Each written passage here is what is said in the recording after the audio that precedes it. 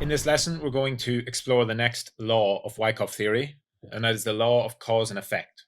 Cause and effect is the idea that nothing happens by chance. Everything that comes about has to come from some cause that originates and creates it. So for every effect, there must be a cause.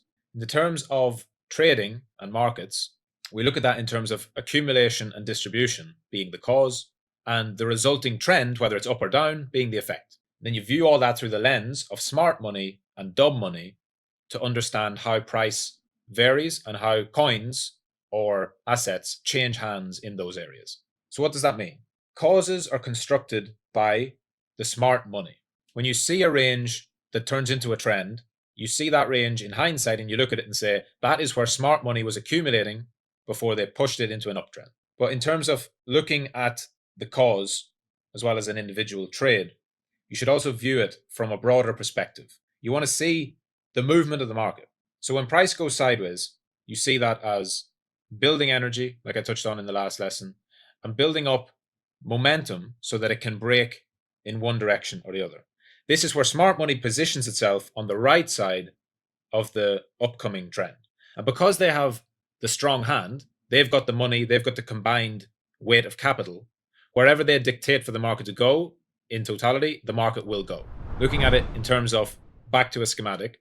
So before, we were looking at accumulation, markup, distribution, markdown.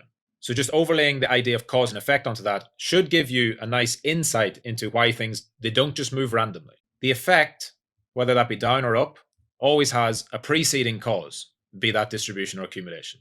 That's it. If you see these ranges of accumulation and distribution, you know with high probability that when that breaks, the effect will be measured and in proportion to that preceding cause. What does that mean?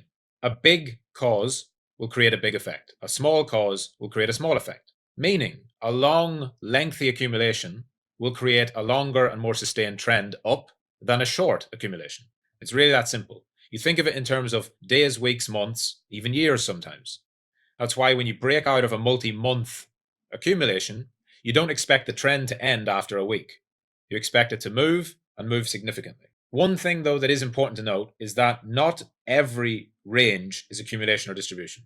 It's really more of a process. And this is why you want to view Wyckoff, first of all, through the lens of higher time frame. This schematic that we're looking at on the screen is most reliable on a multi-week or month basis because it happens on all time frames. It goes trend range, trend range. But you don't want to look at a 1 hour accumulation and think that that's going to produce a significant move. A lot of times, price will just move randomly in that range.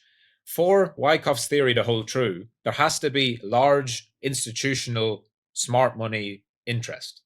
In crypto, you call it whales, call it smart money, call it institutions, whatever you want to call it. There has to be that buyer or seller present. That's why on a short time frame, say a couple of days on a 1 hour chart, you can't guarantee that there's actually any significant interest there. It might just be fluctuating because markets just move all the time and it might be moving rather randomly.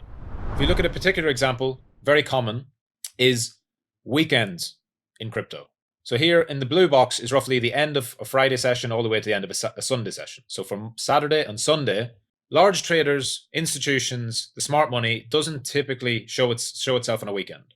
So you see these type of ranges. It's best not to look at this on a low time frame and start to draw Wyckoff schematics and look for accumulation and distribution signs. Generally, it's just going to be a random range fluctuating between a high and a low, finding support, finding resistance, until bigger interests enter the market, and on the higher time frame, we get to see some type of clear accumulation or distribution. Just important note, because it's easy to jump in and think that every range must be accumulation or distribution. Sometimes they're just not. That is the law of cause and effect. That's the second law of Wyckoff theory. And now we'll get into the third law, if you see, by going through to the next lesson.